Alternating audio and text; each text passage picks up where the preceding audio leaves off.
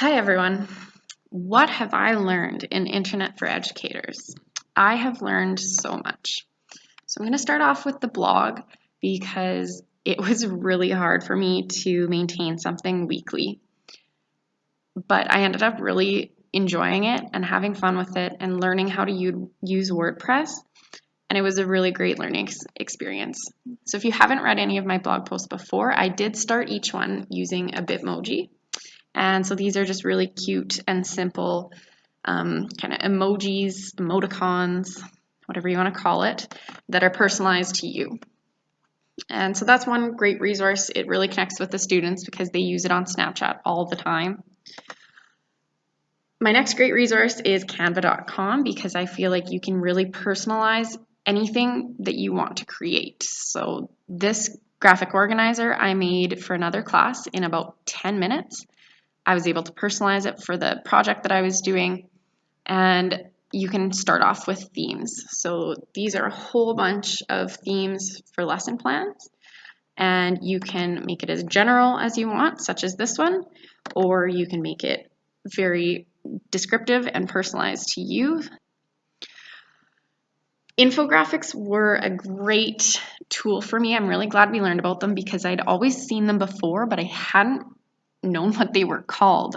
And so Venngage I found really helpful for science ones because they have a lot of science content and it's free, which usually doesn't happen. Usually if it's on there, you have to pay for it. So this is the infographic that I made for my blog post. All of these icons I found for free through Venngage, and you can see on the left here that I typed in science and all of these free icons popped up, which is great. Getting into some of the presenter topics that we talked about in class, social media in the classroom I would be hesitant to use, but I've somewhat used Edmodo before, and it's very similar to like a Facebook, but it's specific to your classroom. And so you can type in posts, you can attach files, you can make assignments for your classes on here, you can keep in touch with parents and everything like that. I think Edmodo is going to be a really great resource. Dr. Kuros was great. How to spot false news. Our students will really struggle with this in the future. So this is a really quick infographic that I found on it, and it'll really help students be able to figure out the websites and if it's great or not. Live binders. This is one of Mike's off of the I4Ed website. I really think live binders will be a really good resource. You can embed links in it, everything. It seems like it's going to be a really great resource.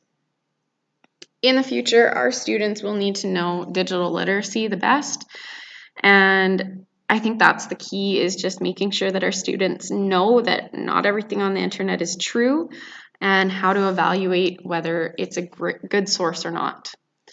And I think that was one of my key takeaways from the course, is our students are struggling with this majorly because they've grown up with it and they think that if you see it, it must be true. And we know that that's not, but we're adults. So to end off, this is the platform that I'm using. It's apowersoft.com. It is a free online screen recorder, and it seems to be working very well so far. The only thing is there will be a small watermark in the corner because I didn't make an account with them. But even then, you can barely see it, and I think this is going to be a really awesome tool for lessons.